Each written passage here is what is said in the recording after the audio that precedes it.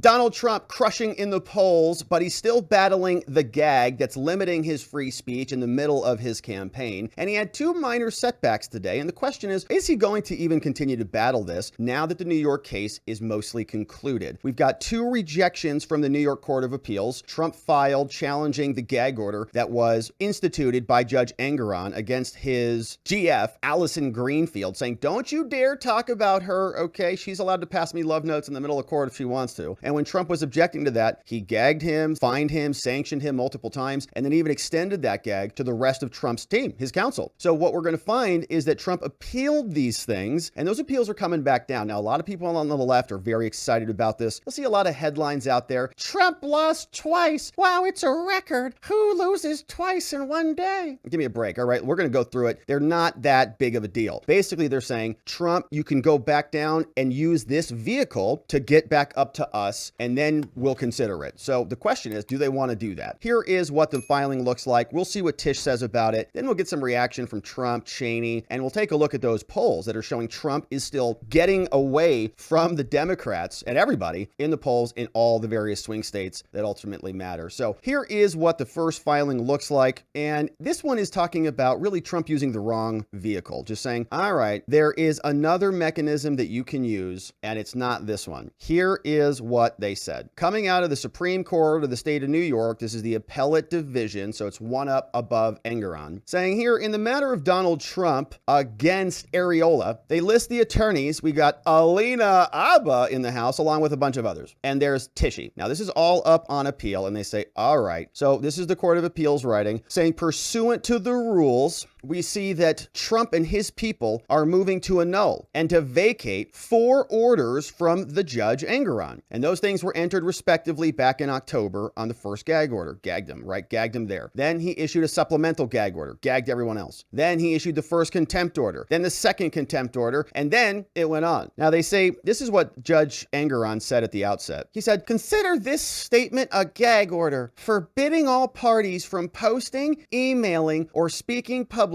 about any members of my staff. Engoron, don't talk about my GF. Okay, Judge. And then he said later in November, he said, I hereby order that all counsel, even the lawyers, right, can't talk about it, are prohibited from making any public statements in or out of court that refer to any confidential communications. You see how he did that? Those are love notes and foot taps, all right? That's her walking over there doing whatever. We don't know what she's doing because they moved the camera so we can't see. After the lawyers were complaining, the judge is like, can you move that camera and that one too? A little further. No, keep going. And we're good. All right, she can't see the massages now. Perfect. Okay, so it says, in any form between my staff and me. And he calls her the principal law clerk. And he says that they have, a very interesting professional entanglement relationship that you and I wouldn't understand. All right, we're not judges and we don't have principal law clerks. Okay, Judge. So they say here that those orders prohibited Trump and their lawyers from speaking publicly about the members of Engoron's staff, in this case, his GF, his Greenfield. And they imposed fines against Trump for violating the first 2 gag orders on 2 occasions. Trump wants them dismissed without costs. As they say here, they say as seeking reviews of orders are not reviewable under the rule. So here's what they're saying. The petition is unanimously dismissed, right? And it's a technical reason why. They say this is the rule. It's 78, Article 78. Here's why. We can't review this right now. And it's a technical thing. They say here, this law is a codification of a common law writ of prohibition, which is available to restrain an unwarranted assumption of jurisdiction to prevent a court from exceeding its powers. Now, in their second, third, and fourth causes of action, Trump is seeking a writ of prohibition to vacate and annul the gag orders. Now, they say initially, okay, we wrote that the supplemental gag order only prohibits statements made by the attorneys.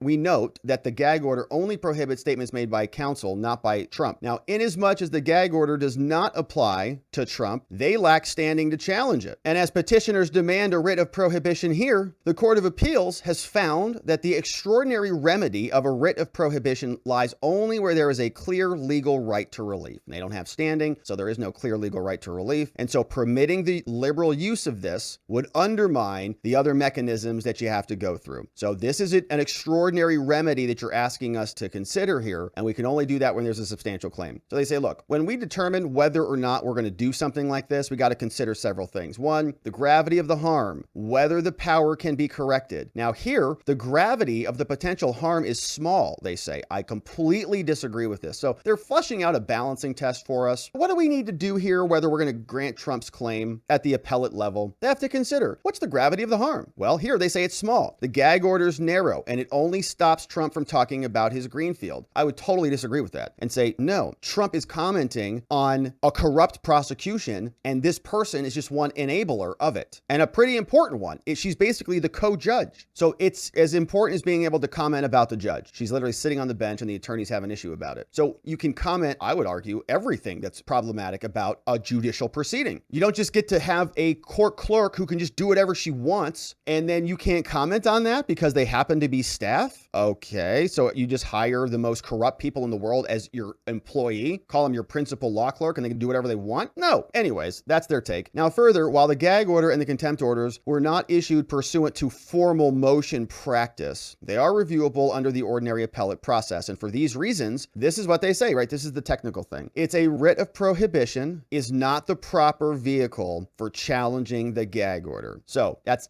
it, right? It's not like you can't challenge it. It's just the way that they're doing it right now is not appropriate. As to the first cause of action, what you filed, this is clearing that this is not permitted. This type of review is not permitted unless there is an order that is punishing a contempt committed in the presence of the court. So they're just taking them back to this section of the law, and they say, look, the contempt orders here that came out from Judge Engoron, amazing. Those were not issued summarily, right? So Judge Engoron issued the different type of contempt, like this fancy Engoron contempt, nor was the contempt committed in the presence of the court. And so you can't challenge it this way. To the extent that there may have been appealable issues with respect to any of the procedures the court implemented in opposing the financial sanctions, the proper method of review would be to move to vacate the contempt orders and then appeal from the denial of those motions. All right. So basically saying the court, this is Susana Molina Rojas. We don't know whether there even were appealable issues. We're not ruling on this, whether there is anything that was problematic here, but you took the wrong vehicle. If you want to go do this, what you need to do is go move to vacate with Engoron. So go back to Engoron, tell Engoron, move to vacate your loser contempt orders, and he denies it, and then you appeal the denial. All right. So it's just very technical. All right. That's it. Now, this constitutes the decision in order of the Court of Appeals. Great. Got it. So that's Susana Molina Rojas. Now, a lot of people are going to say, that's Trump, right? They're finding that he's got no right to challenge or whatever, right? It doesn't say that. It says, no, it says basically Trump's people just filed the wrong vehicle. And this whole thing is really messed up, by the way, in the first place. Like everything that Engoron is doing, how could you possibly know how to categorize it? It's all unprecedented. This dude is absolutely out of control, just prohibiting lawyers in the middle of court. You're prohibited. You're prohibited. Don't do it, Chris. Don't do it, is what he was screaming at one of the defense attorneys. Like, don't do it, Chris, verbatim. He's like, I have to file a motion. He's, don't do it. You're like, what the hell are you talking about? That's our job. Anyways, right. So I think this is the Court of Appeals being very clever, just saying, hey, Trump and your people didn't file it appropriately using the appropriate vehicle, and therefore you don't get the right to challenge it. Now, simultaneously, this is where they're saying there were two back to back. Okay. So the same court, the same appellate division, they're saying Trump again. In the matter, we know it's everybody versus Engoron and Tishy as the respondent. And so in addition to that, they're saying, guess what? Trump also filed a request to get out of the Court of Appeals and go directly to the Supreme Court of New York. So he wants to leapfrog them. And they're saying, you can't do that either. Okay. A petition was filed with this court trying to annul all of the prior orders and the gag orders. And then Engoron issued another supplemental gag order and an order of this court that denied Trump's motion for a stay of the enforcement was also submitted. And then Trump moved to appeal to the Court of Appeals, which is the highest court in New York, and entered here. They wanted an expedited resolution of the petition. Now, upon reading and filing the papers with respect to the motion and due deliberation having been had, the court says it is ordered that the motion for leave to appeal to the highest level is denied. Why? That branch of motion for expedited resolution of the petition is denied as moot. Why? Because they're also signing the other appeal, the one that we just read, which is saying that one was denied because it was the wrong vehicle. Okay, that's all. So a lot of people out there are just, Trump is losing everything. Not really. She's just saying, well, you can't go to the Supreme Court yet, but if you go back down and file the appropriate vehicle, then you can get denied, because what's going to happen is Engoron is obviously going to deny it. He issued contempt, file a motion to vacate the contempt. Okay. Engoron denies that. Then you appeal the denial. Now then, under New York law, all the different rules, whatever they are, CPLR 7, whatever, it's all going to fit. and the court will say, then we'll, theoretically review those issues. Now, the question at this point is, does Trump even care? Okay, because the case is essentially over. Here is what Tishy Lay Tish had to say on X. She said, today, on the 13th, we rested our case against Donald Trump for years of financial fraud. Now, the judge already found that Trump engaged in significant fraud, right? And you missed all that because that'll happen behind closed doors. Nobody was available or a part of that. That was just the judge ruling on himself. And they say that Trump unjustly enriched himself and his family. Now, this trial revealed the full extent of the fraud and Trump's ability to disprove it. And our friend Viva, right next door on Rumble, says, how did the judge find fraud before you rested your case? That's strange. How'd that happen, Tishy Lay Tish? Oh, that's right. You're both filthy, corrupt communists. Our friend Amuse says, seems really suspect that Trump was found guilty before trial. The fact that he was denied a jury also seems unfair. Also, since you only make $220,000 a year, how are you worth $15 million? And so shout out to Viva and Amuse. Make sure you're following them on X and everywhere. All right. And so that is what's happening, right? The case is over. They've gagged Trump. There's really not going to be much left of this case. Here is what Christopher Kise, this is Trump's lawyer, this is what he says about this. Here he wrote, all right, America, during the almost 11 weeks of trial, the testimony of President Trump, world-class experts and bank and experts and others involved in complex financial transactions at issue, they confirm what was clear from the outset, namely that there was no fraud, there were no victims, and there has simply been no harm. Now, just as in the Attorney General's failed case against Exxon, loser, not a single witness came into court and claimed fraud, harm, or damage of any kind. To the contrary, writes Trump's defense, the evidence established the financial statements included values that were conservative and incorporated comprehensive disclaimers. Now, the statements were in compliance with governing accounting standards. The banks had no issues with those statements and viewed President Trump as a premier client. The loans were paid back in full with millions in interest, and the parties to the complex transactions were satisfied fully with the highly profitable private sector deal they negotiated and successfully completed. Now, the trial itself did little to instill public confidence in the integrity of the New York court system. At this point, the trial must and the trial court should follow the law and the indisputable evidence and put an end to the Attorney General's manifestly unjust political crusade. If not, President Trump remains confident that the appellate division will ultimately correct the innumerable errors and rein in a meddling Attorney General intent on abusing the legal system and driving profitable businesses out of New York. Christopher Kise, Trump's lawyer. Good comment there, right? Trial's basically over now, so there's not going to be much else to talk about. So Trump is still gagged, and we'll see what happens when trial is back in session, when they come back for closing arguments. Of course, thanks for subscribing. We'll cover it when they do. Now, elsewhere in courts of appeals, we've got a lot of other updates. Trump is also challenging the Chutkan ruling in D.C., and they've issued a briefing schedule as well. You can see here they've got this coming from the District of Columbia Court of Appeals. Cases United States of America versus Donald Trump. Quick filing. We've got actions now. We had a battle over whether this case was going to be expedited, and we're arguing about presidential immunity, amongst other things, double jeopardy, and whether essentially this case is going to be dismissed. Now, Jack Smith has also submitted this to the Supreme Court, but this is also the Court of Appeals, and they're trying to go fast, and he's trying to get the Supreme Court to go faster than them because they want to keep the March 4th trial date on the calendar. If they can keep it anchored in there, they're going to be very happy about it. Now, I think the likelihood of that is low, given that the courts have, even Chutkan's agreeing that these appeals cause a stay on everything. But here, the Court of Appeals has agreed at least to move quickly. So they are ordering that this appeal be expedited. Here's the following briefing schedule. We've got Trump's brief by, who filed this? Well, anyways, here it is. Yeah, Trump is due the 23rd, then Jack Smith, then Trump's reply on the 2nd. So it's further ordered that any oral argument be scheduled before this panel. The parties will be informed of a date of oral argument, okay? So oral arguments then will not even be until January. And as we talked about yesterday, we are going to count the days between 12/12, when Chutkan initiated her stay, essentially. Okay, she came out and said, nope, was it the 12th or the 13th? Either one. Let's call it the 13th. So on the 13th, she said everything is stayed, and Trump is going to claim that all the time between this date and whenever she gets the case back is excluded, that you cannot count it. So they're going to want to calculate all of these dates and then add it to the March 4th date. So however many days that is. Oh, we need that much more time. And we're going to start,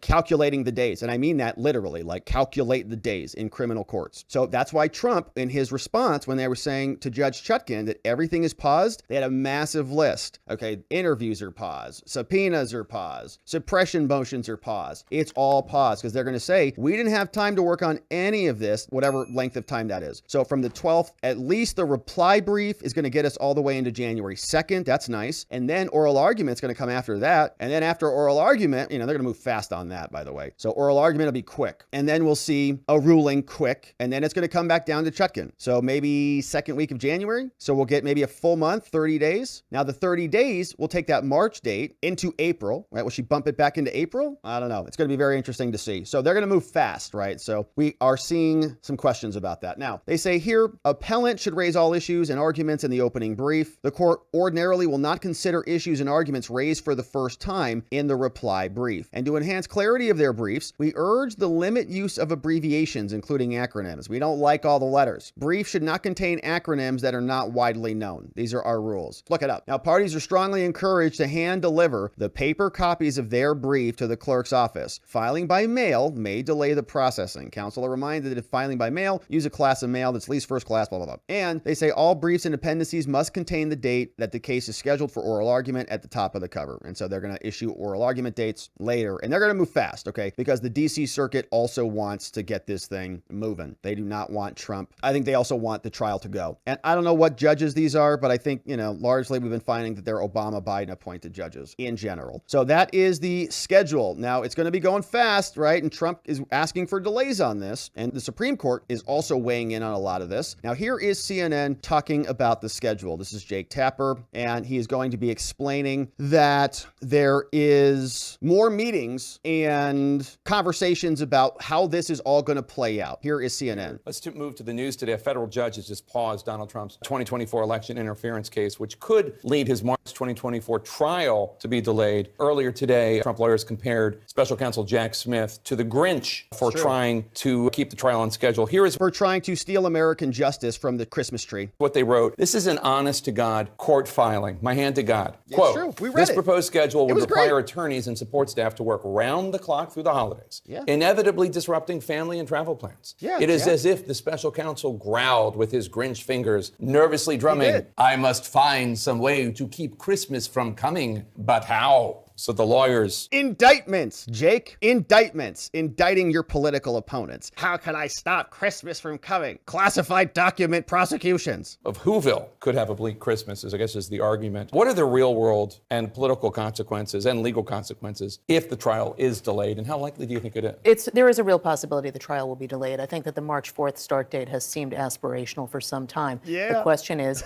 how long? Does it start, say, before the Republican nominating convention in mid-July? Does it start at some point later in the summer? Would the judge feel okay starting it in August? And there's so many variables built into this. It's very hard to say when this will begin. It is still seen as the likeliest trial to start before the election, if not the only one, but there's a lot of moving parts. Oh, man, that is, that's a hard way of saying it's unlikely to happen at that time because we start getting into the trial season. Like March was the earliest I think that they could go. We even have Iowa and New Hampshire, by the way, also came before March, I believe. Then it's Super Tuesday. So if she bumps it, then we've got the RNC stuff. Then we've got like literally the election. We know even the DOJ is like hesitant. They said about prosecuting people in the run up to the election, which is why they scammed us all on Hunter Biden. Oh, we can't investigate it. The election's right around the corner. Of course, they didn't want to tell us that, right? Or didn't want to expose the investigation, pursue a trial, let us know what was happening because it's too close to the election. Now that was all for Hunter. They covered all that up. But with Trump, like they kind of are scheduling it for the election. In fact, they charged him so that they could ask for trials to be loaded up right during the election specifically. And so Trump is asking about this. Why did they do all this 3 years ago? Would have been nice if they would have just maybe brought it. We could have settled this all. He didn't charge himself. He's not the one asking for all of these complexities to be mingled with one another. Nobody asked them to charge him so that we had to come to a head about free speech and campaign rights and political rights in America versus the normal operation of criminal proceedings. They initiated that. Here's Trump Trump asking, why are they doing it now? Well, we all know why, because it's political. This is Trump. And, now they're saying, let's rush it to the Supreme Court. We got to rush it, rush it, rush it. They could have started 3 years ago. Nothing changed.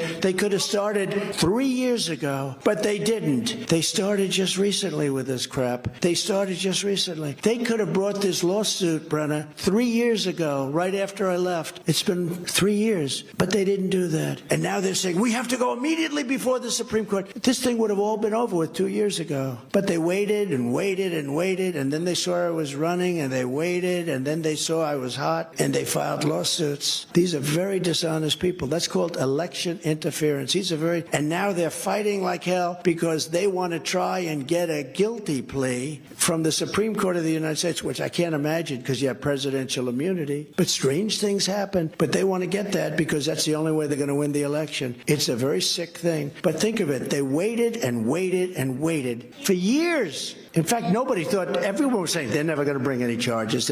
Most people said they're not going to bring them because they don't have anything. And then all of a sudden we started getting hit with these lawsuits. And in fact, yeah, that's not what we were saying. We were saying, oh, they are coming, man, because they couldn't not charge him. Like they were in too deep. They were really saying insurrection in America. Like their base was so riled up that if they didn't deliver charges, man, there would have been a mutiny inside the Democratic Party. And so they ultimately delivered. And I think they've bitten off more than they can chew because they started the whole thing on a false premise, like that he's an insurrectionist and this is all the end of America. It's like, obviously you can't deliver on that promise. Don't act like such a psycho and you won't have to backfill your claims. So here's Trump now asking a very good question. Why not 3 years ago? Obviously it's because it's political. One of the main people behind the political partisan hack attack is Liz Cheney, obviously one of the people leading the fake illegally constituted January 6th Select Committee, same woman who's thrown out of Wyoming on her butt for being terrible, and the same woman who is contemplating running for president, who's shilling a book now. She went inside Jen Psaki on MSNBC, and here is what it sounded like. One of the things that Trump has threatened or has been reported is that he will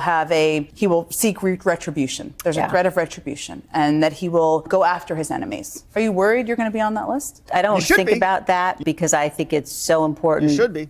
For the whole country, for the future of the country, for the future of our kids, that he never get to that place. One of the really stark moments for me in the last couple of years was having dinner with my husband and my sons and looking at my sons and realizing, maybe they won't be able to take for granted that we live in a country with a peaceful transfer of power. And that sort of sudden realization that, we've all generations of Americans have known that wasn't something that you had to worry about. Now we do have to worry about it. And so I think making sure that... Are your sons also worried about free and fair elections? Are they concerned about rigged elections and rigged, propagandized, entrapment type affairs where our government is ensnaring its own citizens so that people like you, Liz, can exploit political narratives for your own ends? Yeah. So it's a curious conversation between her and Jen. Let's wrap this up. We kind of pull back from that abyss is what I'm very much focused on. Not worried about the enemies list. Well, it's not an enemies list, but it's a list of people who maybe committed crimes. We don't know for sure, but I've got a lot of questions about what the January 6th Select Committee did with a lot of the evidence. Why did that evidence go missing? Why are Congress people sending letters saying, hey, can we get copies of those video depositions that you took? You had videos, right? Why are they deleted? Is Cheney obstructing congressional record keeping? I don't know, but there should be an investigation about it. And I want to know whether she had internal conversations with people like Cassidy Hutchinson, like witness tampering, to get her to change her story. Was this other criminality that Liz Cheney was involved in? Because this woman really changed her story. And so maybe it's worth an investigation. It's worth investigating the investigators, right? We have internal affairs all over this country where agencies look into themselves. Can anybody look into the January 6th committee and see if they committed any crimes? Maybe it's time for us to do that. That's all. It's not an enemies list. It's not Trump being a tyrant. It's exactly what they're doing. They formed committees to go after their political opponent and create a bunch of fake crimes for them. Some that even are going to be dismissed. I would imagine when 1512 gets heard in the Supreme Court, when they redefine corruptly as it's supposed to be, because our DOJ misinterpreted it intentionally so that they could go gobble up a bunch of innocent people and charge them with crimes and wreck their lives. So how about the criminality for that? Can we go look at this? Malicious prosecution and deprivation of rights for illegal prosecutions throughout this country? Yeah, I think that they should be concerned about that because they're involved in a giant, massive conspiracy. Maybe we should get RICO. Everything that Trump says is extremely dangerous. He has said extremely dangerous things things for years that have gotten people killed. And as we reach this next election cycle, you know, I truly believe that if he is reelected, then the likelihood that this is the last election that we are voting under our Constitution is very, very likely. That's it, man. All of that being said, you know. By the way, this is a witness, okay? This is a witness. She testified in the January 6th committee hearing. She was working with Trump at the time. Apparently, she was in a car somewhere, or she heard a story working at the White House about somebody reaching over and grabbing a Secret Service member by the clavicle. I think Trump grabbed somebody by the clavicle before Melania was hanging out of the helicopter ladder with her AR-15 and the cigar hanging out of her mouth. We're taking over the Capitol. Come on, Barron. You know, whatever that was. So she invented this whole story after she was working there, and she's allowed to talk on MSNBC? Well, that's weird. Can Trump comment about her? Can he respond to her? Oh, no, he can't, because any reasonably foreseeable witnesses are off limits. So once again, okay, they are censoring Trump's ability to respond while all these hack witnesses are out here running their mouths all over cable news. Trump can't comment about them. This is the same type of censorship garbage that we saw in 2020. Okay, they're allowed to speak. They did it on the social media companies at the time. Okay, they were allowed to post on X. They were allowed on Twitter at the time. They were allowed to post on social media companies. They didn't get censored like we did for medical misinformation and for election misinformation and all that garbage. It's the same thing. Now, Trump can't speak, but they can speak. Their voices get amplified. Everybody else's gets deplatformed. So Trump can't respond to this, but she's allowed to go hang out with MSNBC. Donald Trump has showed us who he is, and he's told us who he is for a very long time. At the end of the administration, he talked about implementing Schedule F, which is essentially a program where he would be able to fire up to 50,000 civil servants. Good. Oh, I wish he would replace have. them with loyalists. Right.